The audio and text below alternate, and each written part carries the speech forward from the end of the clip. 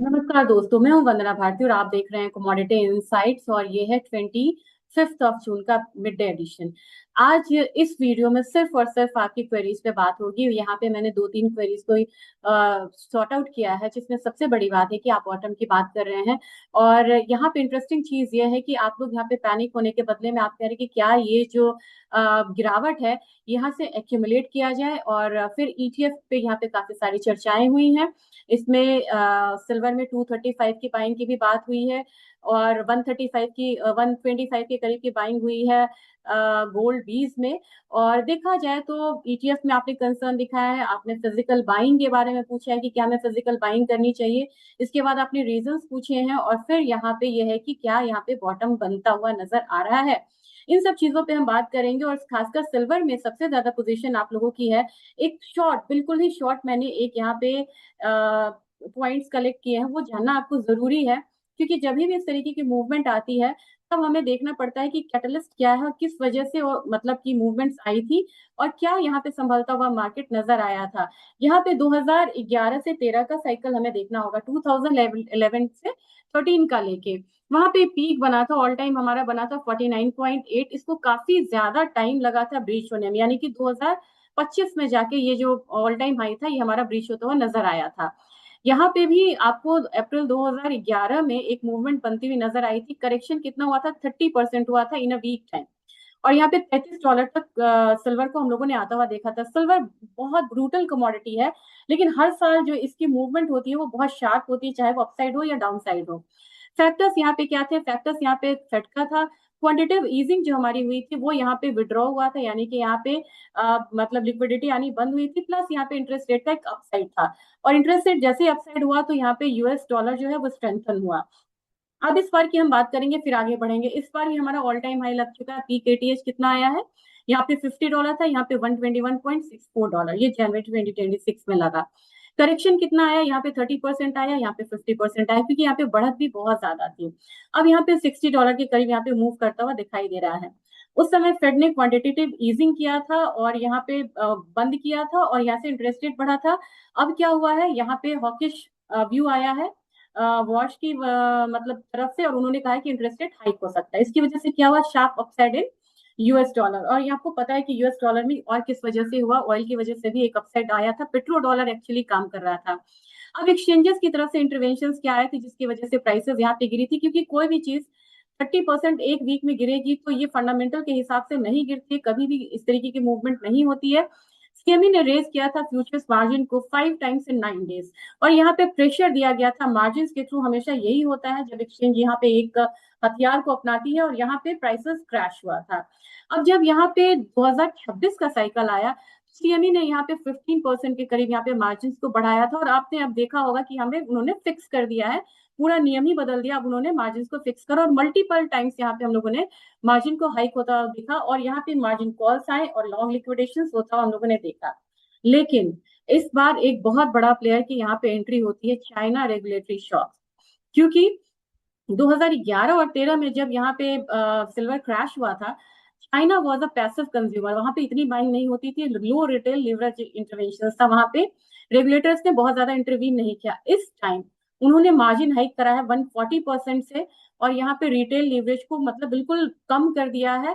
और इसके बाद देखेंगे कि अगर चाइना में जो सबसे बड़ा मतलब इम्पोर्टर था सिल्वर का, वो अब यहाँ पे एक्सपोर्टर टर्न होता हुआ नजर आया है मई में। ये एक बहुत बड़ा बेयरिश फैक्टर था जिसने मार्केट को बिल्कुल यहाँ पे डाउन करके दिखाया है, और एक कह सकते हैं कि मेजर टर्न आया है चाइना की वजह से।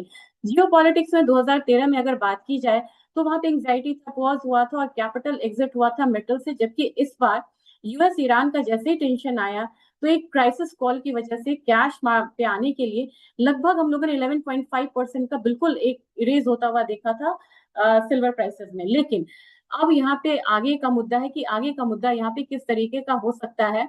इस समय हमारा पॉजिटिव क्या है? इंडस्ट्रियल जो वेस्ट लाइन देखेंगे, फोटोग्राफी डिक्लाइन होने वाला था, हो रहा था, और वहां पे सिल्वर की जो मतलब मांग थी बड़ी तेजी से कम होती हुई नजर आ रही थी, स्ट्रक्चरल डिक्लाइन था। लेकिन इस टाइम जो एआई का बूम है वो ऑलरेडी है। आप लोग बोलते हैं ना क्या एआई की बातें खत्म हो गई, ये लोग कहाँ गए जो एआई और ईवीज की बात करते थे? नहीं, इंडस्ट्रियल डिमांड अपनी जगह बनी हुई है। सेमीकंडक्टर, सर्वर्स, ईवीज, भले रिटेलर्स यहाँ से निकल जाए, स्पेकुलेटर्स निकल जाए, लेकिन जो प्लांट्स लगे हैं वो मैन्युफैक्चरिंग करना छोड़ते नहीं है।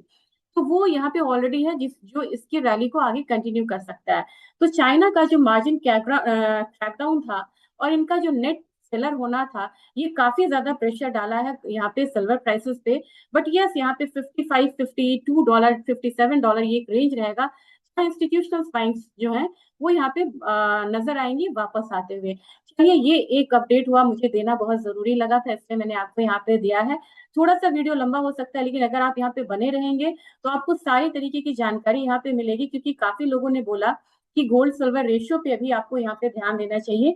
गोल्ड सिल्वर रेशियो जो है वो ऊपर की तरफ बढ़ रहा है, लेकिन रुक सकता है कहाँ पे, 72 के करीब यहाँ पे जाता हुआ रुक सकता है, जहां पर कि हम यहाँ पे सिल्वर में हॉल्ट आता हुआ देखेंगे।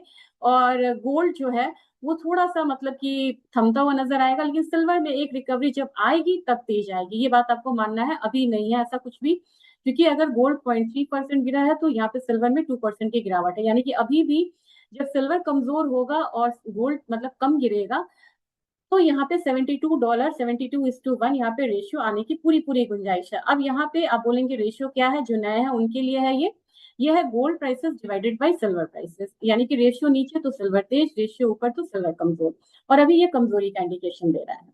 ये दूसरी बात हो गई इस प्रेजेंटेशन का। अब तीसरी बात, आप लोगों ने, बहुत सारे लोगों ने यहाँ पे व्यूअर्स ने रिक्वेस्ट करा था कि एक बारी हमें क्या करना है, ऑप्शन चेन को देखना है। तो सारा तो नहीं देख सकते, एक ऑप्शन चेन देखते हुए हम यहाँ पे चलते हैं। वॉलेटिलिटी आपने अगर लास्ट मैंने अगर आपसे शेयर की होगी, 26% की वॉलेटिलिटी बढ़ती हुई नजर आ रही है। मंथली ऑप्शन कौन सा है, 20 अगस्त 2026 है। एक्सपायरी काफी दिन अभी बाकी है, क्योंकि 33 डेज है, ये एक्सपायर होगा 28 जुलाई को। धीरे धीरे पढ़ेंगे यहाँ पे। और हमारा एट द मनी के पास अगर हम आते हैं तो लगभग आप देखेंगे कि प्राइसेस कितना आ रहा है। पहले तो हम प्राइसेस को ही वॉच करते हैं, 39.95 पर ले लेते हैं स्ट्राइक, क्योंकि वहीं पे आता हुआ नजर आ रहा है। अब चलते हैं 39.95 की तरफ। 39.95 यहाँ पे आपको पता है कि 4000 बहुत साइकोलॉजिकल है, आराम से ही आ सकता है, और इंट्राडे में इनफैक्ट इसने हो सकता है कि आज के दिन में आपको एक 4000 वाला लेवल को टच भी किया हो। एक बार देख लेते हैं, कोई दिक्कत नहीं है इसको देखने में, और फिर आगे हम बात करेंगे कि किस तरीके की मूवमेंट इसमें यहाँ पे फिलहाल आ सकती है। तो गोल्ड को एक बारी हम आज इंट्राडे इसका एक बार हाई देखते हैं, किसने 4000 को क्रॉस करा है या नहीं करा है। अब यहाँ पे अगर आज की बात करें तो देख लीजिए, यहाँ पे हाई लगा है 4033 का, यानी कि काफी ज्यादा अपसाइड जो है मोमेंटम ये दिखा चुका है ऑलरेडी। तो अब आपको सबसे ज्यादा जो अभी एक्टिविटी लग रही है 4000 पे लग रही है, लेकिन इसके बाद अगर आप देखेंगे ना, बहुत शैलो वॉल्यूम है, आपको वॉल्यूम दिखेगा ही नहीं यहाँ पे। वॉल्यूम इतना है, OI16 है, यानी कि बहुत पुअर वॉल्यूम दिखता है। सबसे ज्यादा आपको एक्टिविटी फिर आ रही है 4125 पे, यानी कि मान के चलना होगा कोई भी एक्टिविटी यहाँ पे आके रुकती हुई थमती हुई नजर आएगी। और यहाँ पे कॉल वॉल बोलेंगे, जहाँ पे रेजिस्टेंस यहाँ पे है क्योंकि सेलर्स खड़े हैं। तो ये 1407 में यहाँ पे ओपन इंटरेस्ट है। मुझे लग रहा है कि 4150 फिलहाल फिलहाल एक बारी आपको एक अपसाइड को लिमिटेड करता हुआ नजर आएगा। कोई भी अपसाइड आपको 4150, दूसरा दूसरा है 4200। चलिए चार्ट पे इसको देखेंगे, फिर धीरे धीरे यहाँ पे बढ़ेंगे। चार्ट पे भी देखेंगे तो 41 मतलब कि 50 के करीब ये यहाँ पे एक सपोर्ट बनता नजर आ रहा है, और दूसरा देखेंगे तो सिंपल आपको यहाँ पे 4200 के करीब दिखेगा। तो दो लेवल मान के चलिए, 4150 4200 का एक आपको रेजिस्टेंस नजर आएगा। लेकिन जैसे ही आप सपोर्ट साइड में चलेंगे, यानी कि पुट साइड में चलेंगे, तो आपको मेजर वॉल्यूम यहाँ पे नजर आ रहा है। देखिए यहाँ पे कितनी वॉल्यूम्स जो है वो खड़ी हैं, और जैसे जैसे आप नीचे के साइड जाएंगे ना, लोअर साइड में जाएंगे, 3900 मैंने आपसे पहले भी कहा था, 3900 still it is very active. 3900 पे एक सपोर्ट अगर नहीं लेता है, देन 3850 का एक मतलब कि जो एक्सपेंसिव प्रीमियम है, देख लीजिए प्रीमियम भी यहाँ पे एक्सपेंसिव है। और ये तीन आपको सपोर्ट बनते हुए नजर आ रहे हैं, 3850, 3800 और 3900। सबसे ज्यादा एक्टिव फिलहाल 3900 है। देखते हैं 3900 टूटता है या फिर यहाँ पे बचता है, जबकि प्रीमियम यहाँ पे काफी ज्यादा एक्सपेंसिव है। जबकि देखेंगे कि 3910, 3920 ये प्रीमियम इतने एक्सपेंसिव नहीं है, जबकि ये आपको एक्सपेंसिव नजर आ रहा है। तो मुझे लग रहा है कि सपोर्ट और रेजिस्टेंस आपको यहाँ पे मिल चुका है। अब धीरे धीरे हम यहाँ पे बात करेंगे, आज के लेवल्स की बात करेंगे। लेवल्स अगर आपके सामने मैं रखूं तो अभी आपको बहुत ज्यादा मतलब कि वो नहीं करना चाहिए कि अभी एक रिवर्सल आ रहा है और यहाँ से रिवर्सल देगा। रिवर्सल आपको दे सकता है, मैंने दो लेवल्स दिए हैं, 1,40,000 का और 1,35,000 का। यहाँ से रिवर्सल आता है, कोई भी रिवर्सल आपको 1,45 पे रुकता हुआ नजर आएगा, इस बात को आप मान के चलिए। आज के दिन भी अगर किसी भी तरीके का, क्योंकि जीडीपी डेटा है खराब आता है, रिवर्सल कभी आएगा भी तो 1,45,000 पे रुक जाएगा। जब तक ये यहाँ पे प्रॉपर मतलब स्टेबिलिटी ना ले, अभी इसमें बाइंग मोमेंटम में जाना मतलब ट्रैप हो सकते हैं, या फिर आपको बिल्कुल मतलब छोटे टाइम पीरियड के लिए जाना चाहिए, इंट्राडे के लिए जाना चाहिए। और इंटरनेशनल मार्केट में अभी बाइंग का कंफर्मेशन नहीं आया है। सबसे ज्यादा जो क्वेरी आई है ना, वो आई है ईटीएफ को लेके। ईटीएफ पे मैंने ये वाला ऑलरेडी आपको शेयर किया था, 2-3 दिनों से लगातार शेयर कर रही हूँ। 102, 1011, 111 ये एक लेवल है जहां पे आपको बाइंग करनी चाहिए। 1,35 पे, 1,30 पे जिनके यहाँ पे बाइंग है, उनको वेट करना होगा फोर्थ क्वार्टर का। ये मैं अभी नहीं कि ये करेक्शन आ गया तो मैंने बोलना शुरू किया, अगर वो पिछला वीडियो आप रेफर करेंगे, मैंने कहा है कि अगस्त ऑनवर्ड्स मूव आएगी। जब ये करेक्शन नहीं आया था तो भी मैंने आपको कहा था कि अगस्त ऑनवर्ड्स एक मूव आएगी, और मई जून जुलाई जो है वो एक डल सीजन होता है। तो प्लीज वेट करिए, अगस्त ऑनवर्ड्स आपको एक अच्छी मूव आती हुई दिख सकती है। अब सिल्वर की बात करते हैं सीधा सीधा। सिल्वर में ये लेवल्स टूटता हुआ नजर आ रहा है, तो लेवल्स में आपको $54-52 तक एक बारी आता हुआ सिल्वर दिखाई दे सकता है। ऊपर की तरफ से काफी ज्यादा डाउनसाइड है, लेकिन अपनी मार्केट आप देखिए यहाँ पे बिल्कुल कई बार मैंने आपको दिखाया है कि अब ये प्रीमियम में आती हुई दिखाई देगी। हमारी मार्केट जो है यहाँ पे -2% है, हमारी मार्केट प्लस है 1.4%, यानी कि एक दिन में 3.5% का जो एक प्रीमियम है वो आता हुआ हम सिल्वर में देख रहे हैं। ये मैंने काफी दिनों से कहा था, 2% प्लस 1.5%, यानी कि 3.5% का एक प्रीमियम एक दिन में एमसीएक्स सिल्वर पे आता हुआ दिखाई दे रहा है। बाहर की मार्केट भले ही यहाँ पे डाउन हो, हमारी मार्केट 3175 के पास, 3175 पॉइंट के साथ एक अपसाइड है, लेकिन कोई भी अपसाइड आपको यहाँ पे 2.20 2.22 तक रुकेगा। तो यहाँ पे जो लोग भी ट्रैप है, जो निकल सकते हैं, वो यहाँ पे प्लीज निकलिए।